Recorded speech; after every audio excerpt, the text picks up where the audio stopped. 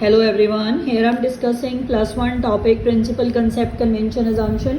कुछ भी लिखा हो वो डिस्कस करूंगी मैं इस वीडियो में आपके साथ। ये बहुत वेरी इंपॉर्टेंट है from exam point of view, till final तक ये आते ही आते हैं। इस वीडियो में मैंने आपके साथ 7 डिस्कस करे हैं। First one is going concern concept. नाम से ही क्लियर है, वो कंसर्न जो that should be go for a long period of time. यानी कि जब भी हम बिजनेस को स्टार्ट करते हैं तो ये सोचकर करते हैं it should go for a long period of time. कोई भी अगर बिजनेस को शुरू करता है ये थोड़ा सोच के करता है कि आज शुरू करा कल बंद कर देगा, ठीक है ना। तो ये कंसेप्ट क्या कहता है कि एज्यूम किया जाता है business would continue for a long period of time, ठीक है। इसी कंसेप्ट करके एक बिजनेस के एसेट्स को 2 कैटेगरीज में डिवाइड किया जाता है, फिक्स करंट। फिक्स समझते हो ना, लॉन्ग टर्म, ये शॉर्ट टर्म करंट। लायबिलिटीज भी ऐसे ही, लॉन्ग टर्म शॉर्ट टर्म। इसी कंसेप्ट करके, क्योंकि ये कंसेप्ट किसके ऊपर बेस्ड है, लॉन्ग पीरियड पे। ये लाइन लिखनी बहुत जरूरी है। Clear, business should go for a long period of time. Going concern concept ये कहता है। नेक्स्ट है कंसिस्टेंसी। नाम से ही क्लियर है, जो भी आप प्रैक्टिसेस अकाउंट्स में फॉलो करोगे that should be same, consistent through out the year, ठीक है। All practices should be consistent. इससे क्या होगा, जो आप फाइनेंशियल स्टेटमेंट्स बनाते हो ना, बैलेंस शीट और P&L, इनको फाइनेंशियल स्टेटमेंट बोलते हैं। जो प्रॉफिट एंड लॉस होता है वो बिजनेस की प्रॉफिटेबिलिटी पोजीशन बताता है। बैलेंस शीट एसेट्स और लायबिलिटीज की पोजीशन बताती है, ठीक है। अगर हम ये वाला कंसेप्ट फॉलो करेंगे कंसिस्टेंसी, तो उनके रिजल्ट्स कंपेरेबल होंगे। हम पिछले सालों से कंपेयर कर सकते हैं इजीली, ठीक है। ये कंसेप्ट तब भी इंपॉर्टेंट है क्योंकि जब भी हमारे पास ऑल्टरनेटिव्स, कई सारे ऑल्टरनेटिव्स अवेलेबल हों, ठीक है, और इक्वली एक्सेप्टेबल हों, अगर हम कंसिस्टेंसी फॉलो करेंगे तो फाइनेंशियल स्टेटमेंट्स कंपेरेबल हो जाएंगी। क्लियर। जैसे एग्जांपल देखो, डेप्रिसिएशन है। डेप्रिसिएशन के कई मेथड हैं, टोटल 10 है, पर +1 के सिलेबस में 2 है। Straight line, return down. अब आपने एक साल में स्ट्रेट लाइन कर लिया, नेक्स्ट ईयर में रिटर्न डाउन, तो आप रिजल्ट थोड़ा कंपेयर कर सकोगे क्योंकि दोनों मेथड्स की कैलकुलेशन सेपरेट होती है। रिजल्ट्स कब कंपेयर कर सकते हो, अगर आप through out the year straight line compare follow करते हो या रिटर्न डाउन, ठीक है। तभी आप पिछले सालों से भी कंपेयर कर सकोगे ना through out the year.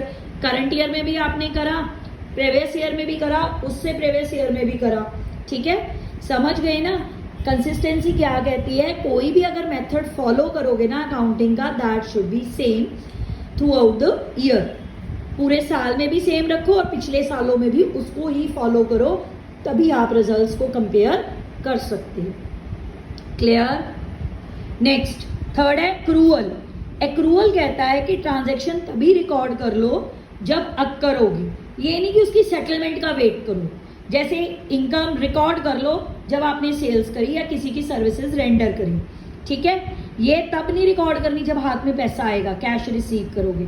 Expenses जब इनकर करते हो तभी रिकॉर्ड कर लो।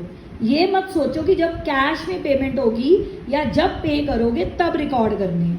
यानी कि एक्रूअल कंसेप्ट क्या कहता है कि हमें रिप्रेजेंटेटिव पर्सनल अकाउंट रिकॉर्ड कर लेने चाहिए।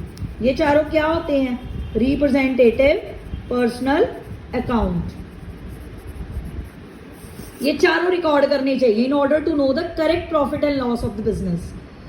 Prepaid, outstanding, accrued, received in advance, सब कुछ रिकॉर्ड कर लेना चाहिए to no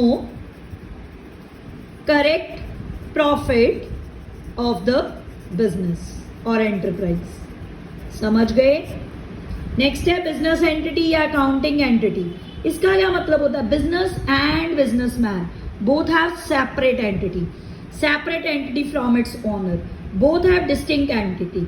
Due to this concept, इसी कंसेप्ट के करके जो ऑनर पैसा इन्वेस्ट करता है बिजनेस में उसको कैपिटल कहते हैं, और जो पर्सनल यूज के लिए विड्रॉन करता है उसे ड्रॉइंग कहते हैं। Both have separate entity. इसमें बोथ कौन है, business and business man. Clear. Next, money measurement. नाम से ही क्लियर है, वो ट्रांजैक्शन रिकॉर्ड करो जिसमें पैसा है, मनी इन्वॉल्व है। क्वालिटेटिव नहीं रिकॉर्ड करनी, कौन सी transaction which have monetary value, which can converted into money, which can expressed into money, जिनको हम पैसे में कन्वर्ट कर सकते हैं, लिख सकते हैं, वो वाली सारी ट्रांजेक्शन। एग्जाम्पल क्या है, जैसे sale of goods, receipt of income, payment of expenses. Clear? Next, accounting period. Accounting period concept क्या कहता है कि बिजनेस की इकोनॉमिक लाइफ को पीरियोडिक इंटरवल में कन्वर्ट कर दो या स्प्लिट कर दो। बिजनेस की इकोनॉमिक लाइफ को यानी कि बिजनेस की लाइफ को आप छोटे छोटे हिस्सों में तोड़ दो, ठीक है, उसे क्या बोलते हैं, accounting period. Accounting period mostly 1 year का होता है, ठीक है, फाइनेंशियल ईयर या कैलेंडर ईयर। मोस्टली इंडिया में फाइनेंशियल ईयर फॉलो किया जाता है जो 1 अप्रैल से 31 मार्च का होता है। कैलेंडर ईयर किसको बोलते हैं, 1 जनवरी से 31 दिसंबर को, ठीक है। हम अकाउंटिंग पीरियड फॉलो करके ही 2 financial statements at the end of the year prepare करते हैं, profit and loss and balance sheet. Business का प्रॉफिट लॉस कैलकुलेट करने के लिए profit and loss account, assets liability की पोजीशन को जज करने के लिए बैलेंस शीट। क्लियर? नेक्स्ट है प्रूडेंस, वेरी वेरी इंपॉर्टेंट। हर कॉमर्स के बच्चे को ये कंसेप्ट पता होना चाहिए, ठीक है। प्रूडेंस को कंजर्वेटिज्म भी कहते हैं। ये प्रिंसिपल क्या कहता है, always provide for losses not for profit. हमेशा लॉसेस के लिए तैयार रहो, प्रॉफिट्स के लिए नहीं। एंटीसिपेट लॉसेस को करो, प्रॉफिट्स को नहीं। एंटीसिपेशन प्रॉफिट्स की रखो, सॉरी नहीं रखनी, do not anticipate profit. Profit की एंटीसिपेशन नहीं करनी, किसकी करनी है, लॉसेस की। ये किस पॉलिसी पे डिपेंड है, प्लेइंग सेफ। देखो प्रॉफिट होएगा तो बिजनेस चलेगा ही चलेगा। अगर नियर फ्यूचर लॉसेस आ गए और आप प्रिपेयर नहीं थे तो आपके बिजनेस को शट डाउन की पोजीशन तक भी जा सकता है, आपका बिजनेस शट डाउन की पोजीशन तक भी जा सकता है। इसलिए हर बिजनेसमैन ये प्रिंसिपल फॉलो करता है, anticipate no profit, always provide for losses. हमेशा लॉसेस के लिए तैयार हो, ठीक है। हमेशा ये मत सोच के चलो कि बिजनेस में प्रॉफिट ही प्रॉफिट होगा। ये भी कहता है अगर ये प्रिंसिपल फॉलो करे ना तो हमें फाइनेंशियल स्टेटमेंट्स की ट्रू पिक्चर पता चलती है, यानी कि अपने एसेट्स और लायबिलिटीज की true picture, profit and loss की ट्रू पिक्चर। एग्जांपल देखो, डेटर है, डेटर गुड, डाउटफुल, बैड, 3 तरह के होते हैं। जो बैड होते हैं हमें आइडिया होता है कि पैसे डूबने हैं, हम डूबने के लिए पहले ही तैयार हो जाएं, उसके लिए हम पहले प्रोविजन क्रिएट कर देते हैं डाउटफुल डेट्स के लिए, डाउटफुल एंड बैड डेट्स के लिए। पता है कि इन्होंने डूबना ही डूबना, ठीक है।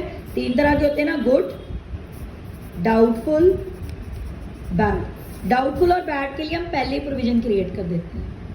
याद रखना, एक और एग्जांपल है, या आपको केस स्टडी बना के भी आ सकती है। क्लोजिंग स्टॉक को हमेशा मार्केट प्राइस और कॉस्ट प्राइस दोनों में से जो कम होगा, विच एवर इज लेस, उस पे वैल्यू किया जाता है बुक्स ऑफ अकाउंट्स में। क्लियर? क्लोजिंग स्टॉक को किस वैल्यू पे, मार्केट प्राइस और cost price which ever is less. Clear?